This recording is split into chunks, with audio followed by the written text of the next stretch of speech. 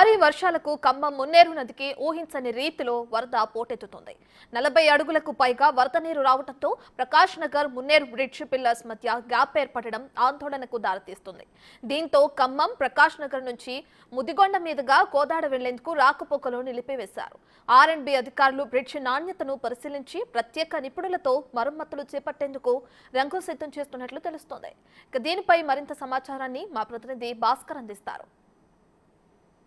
నుంచి ఆదివారం కురిసిన వర్షాల వల్ల ఖమ్మం ఉమ్మడి జిల్లా వ్యాప్తంగా కూడా వాగులు వంకలు చెరువులు పొంగిపోరుల నేపథ్యం ఉంది. ఫలితంగా చూసుకుంటే మాత్రం సమీపంలో ఉన్న చెరువులు మొత్తం కూడా ఒకసారి గండిపడిన నేపథ్యం ఉంది. అయితే మొత్తానికి అయితే మాత్రం మరోవైపున ఇది ఖమ్మం జిల్లా పరిస్థితిలో ఉంటే మరోవైపున మహబాద్ జిల్లాలో ఉన్నటువంటి ఆకేరుకి ఒక్కసారిగా వరద ఉధృతి వచ్చింది. ఫలితంగా ఆకేరు నుంచి వచ్చినటువంటి వరద మొత్తం కూడా మున్నేరుకి తోడవడంతో మున్నేరుకు ఒక్కసారి ఎన్నడూ లేని విధంగా అంటే 40 సంవత్సరాల చరిత్రలో ఎన్నడూ లేని విధంగా ఒక్కసారిగా మున్నేరుకు వరద దాకా వచ్చేసి 40 అడుగుల మేరకు ఒక్కసారిగా వరద రావడంతో ఆ ప్రాంతం మొత్తం కూడా మున్నేరు నది పరివాహక ప్రాంతం అయినటువంటి రామన్నపేట, మరొక దానవేగూడెం, మరోవైపు చూసుకున్న కర్ణగిరి 4th క్లాస్ ఎంప్లాయీస్, ఒకవైపు రాజీవ్ గృహకల్పతో పాటుగా మరోవైపున సారథి నగర్ కాంచి మొదలు పెడితే మరోవైపున బొక్కలగడ కాలనీ, వెంకటేశ్వర నగర్ కాలనీ, మరోవైపు దాంతోపాటు చూసుకుంటే మోతీ నగర్, ఈ వెంకటేశ్వర నగర్, ఇవి ఫలితాలకు మరొక ఇదంతా టోటల్గా ఒక ప్రకాష్ నగర్ అంత వరకు కూడా మొత్తానికైతే మాత్రం లోతటి ప్రాంతం మొత్తం జలమయం అయిపోయింది. ఫలితంగా చూసుకుంటే సుమారు 8,000 ఇళ్ళు పైగా నీళ్లమట్టం అయిపోయినా అంటే ఒక నీళ్ల పాలైపోయిన చెప్పుకోవచ్చు. దాంతో ఆ సమీపంలో ఉన్నటువంటి బాధితులు సర్వం కోల్పోయి కట్టుబట్టలతోటి ప్రాణాలతో బయటపడిన నేపథ్యం ఉంది. ఇది ఇలా ఉంటే ఈ యొక్క ఖమ్మం నగరంలో ఉన్నటువంటి ప్రకాష్ నగర్ బ్రిడ్జి 2011లో ప్రారంభం చేశారు. అప్పుడు సీఎం మన కిరణ్ కుమార్ రెడ్డి నేతృత్వంలో ఈ యొక్క ఖమ్మం టు ప్రకాష్ నగర్ టు కోదాడ వెళ్లే ప్రధాన రహదారికి ఈ యొక్క అనుసంధానం చేసే విధంగా ఈ యొక్క బ్రిడ్జి నిర్మాణం చేశారు. అయితే ఇప్పుడు ఈ బ్రిడ్జికి మొన్న 40 అడుగులు వచ్చినటువంటి ఒక్కసారి వరద ఉధృతికి ఒక్కసారిగా ఖమ్మం ప్రకాష్ నగర్ బ్రిడ్జి ఒక అడుగు మందం అంటే 12 అంగుళాల వరకు కూడా చూసుకోవచ్చు, చాలా క్లియర్ చూసుకోవచ్చు. ఈ పిల్లర్ ఒకటి వచ్చేసి అడుగు మందం ఉంటుంది, అంటే 12 అంగుళాలు ఉంటుంది. ఈ 12 అంగుళాలు ఈ రెండు వరుసంగా పక్కనే ఉండాల్సింది పోయి ఇప్పుడు చూసుకుంటే మాత్రం ఇది 12 అంగుళాలు అంటే ముందుకు వచ్చేసింది. ఫలితంగా చూసుకుంటే మాత్రం ఇది డేంజర్ జోన్లో ఉందని చెప్పుకోవచ్చు. అయితే ఈ వరద ఉధృతి ఎక్కువ రావడం వలన కూడా మొత్తానికైతే మాత్రం ఈ ప్రాంతం అంతా కూడా ఒక్కసారిగా అంటే బ్రిడ్జి మీద అంటే 40 అడుగుల మీద వరద ఉధృతి రావడంతో ఒక ఫ్లోట్ మొత్తం కూడా ఒక్కసారిగా వరదలకు మొత్తం కూడా బ్రిడ్జి అతలకుతలమైంది. ఫలితంగా మాత్రం 12 అంగుళాల వరకు బయటకు వచ్చింది. అయితే దీనికి మొత్తంగా చూసుకోవచ్చు, బ్రిడ్జికి ఏదైనా చెక్ డ్యామ్ కట్టాలంటే కనీసం 100 మీటర్ల అవతలనే కట్టాల్సి ఉండగా అప్పుడు ఉన్నటువంటి బీఆర్ఎస్ పార్టీ నేతలు మాజీ మంత్రి రెవెన్యూ మన ఆర్టీసీ అంటే రవాణా శాఖ మంత్రిగా ఉన్నటువంటి పువ్వాడ కుమార్ యొక్క ఆయన యొక్క ఆలోచన విధానంతో టోటల్గా మొత్తానికైతే మాత్రం ఈ ప్రాంతంలోని చెక్ డ్యామ్ని కేవలం 80 మీటర్ల లోపే ఒక్కసారిగా ముందుకు తీసుకురావడం అంటే 80 అడుగుల్లో ముందుకు వచ్చేసి ఈ యొక్క బ్రిడ్జికి సమీపంలోనే దీన్ని నిర్మాణం చేయడంతో ఒక్కసారిగా అక్కడ వచ్చిన అలలన్నీ కూడా ఒక్కసారిగా అంటే ఇప్పుడు ఉన్నటువంటి చెక్ డ్యామ్కి ఉన్నటువంటి అలలు మొత్తం కూడా ఒకసారి బ్రిడ్జికి ఎగదనడంతో ఈ ప్రాంతంలో ఒక్కసారిగా వరద పోటీ ఎత్తింది. ఫలితంగా ఒక్కొక్క ఏదైతే స్లాబ్ ఉంటుందో ఒక్కొక్క స్లాబ్కి టు స్లాబ్కి మధ్యన ఇక్కడ ఎక్స్టెండ్ స్పాంట్ ఉంటుంది. దీని మొత్తానికి కూడా ఈ ఎక్స్పాండ్ జాయింట్ మొత్తం కూడా ఒకసారిగా పెద్దగా కావడంతో ఈ యొక్క భారీ వాహనాలు మొత్తం కూడా ప్రజెంట్ అధికారులు ఒక్కసారిగా దాన్ని నిషేధించడం కూడా జరిగింది.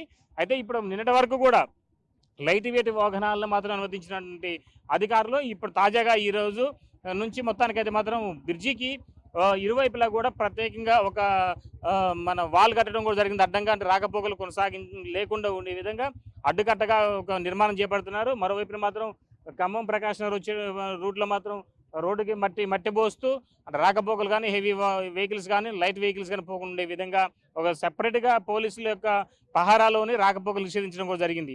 అయితే కోట్లాది రూపాయలు పెట్టి నిర్మాణం చేసినటువంటి బ్రిడ్జి కేవలం అంటే 10 సంవత్సరాల్లో అంటే 12 సంవత్సరాల వ్యవధిలోనే ఒక్కసారిగా వరద ఉధృతి ఒక్కసారిగా 40 అడుగుల పైగా రావడంతో ఇప్పుడు ఉన్నటువంటి జాయింట్స్ ఏదైతే 24 అడుగుల వరకు ఉన్నటువంటి ఇక పిల్లరు అంటే 24 పిల్లర్స్ ఉన్నటువంటి ఇక ఫ్లైఓవర్ మొత్తానికి ఒక్కసారిగా కుంగుబాటు కూరైంది. మొత్తానికైతే మాత్రం చాలా వరకు కూడా ఈ ప్రాంతంలో ఉన్నటువంటి ఈ ఏదైతే జాయింట్స్ ఉందో ఆ జాయింట్స్ మొత్తం కూడా ఈ 6వ పిల్లర్ నుంచి మొదలుకొని 12వ పిల్లర్ వరకు కూడా ఒక్కసారిగా ఇక కుదింపులకు అంటే వరద ఉధృతికి ఒకసారి ఫ్లోటింగ్ పడటంతో ఈ ప్రాంతంలో మొత్తానికి అది కుదింపులకు లోనైంది.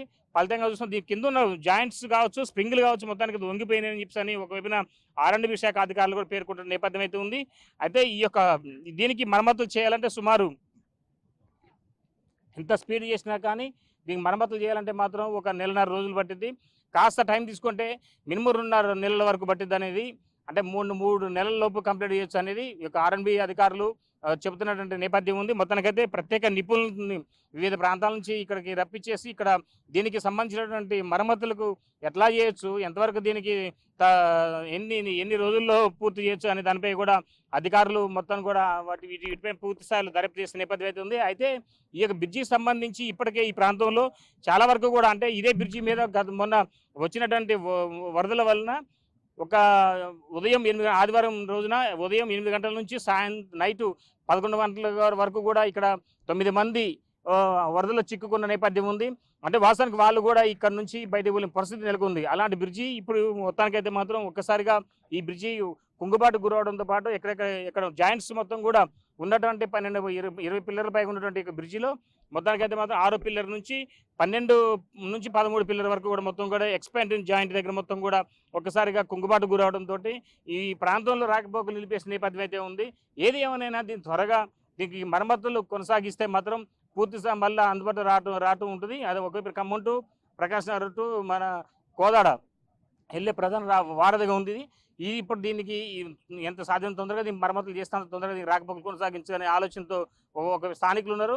మరోవైపు చూసుకుంటే మాత్రం దీనికి ఉన్న ప్రజెంట్ ఉన్న బ్రిడ్జీలు మొత్తం కూడా చాలా వరకు కూడా ఒకవైపు కర్ణగిరి దగ్గర ఉన్న బ్రిడ్జి కూడా కాస్త కుంగుబాటు గురైంది. దానికి కూడా మరమ్మతులు చేసిన నేపథ్యం ఉంది. ఇప్పుడు ఉందా కేవలం బ్రిటిష్ నాటి కట్టడం ఉన్నటువంటి ప్రకాశం నది ఏదైతే కాలువడ్లో ఉన్న కాలువడ్ దగ్గర ఉన్నటువంటి బ్రిడ్జి ఉందో ఆ ఒక్క బ్రిడ్జి వారికి ప్రజెంట్ దాని మీద కూడా లైట్ వాహనాలని రాకపోకలు కొనసాగిస్తున్న పద్ధతి ఉంది.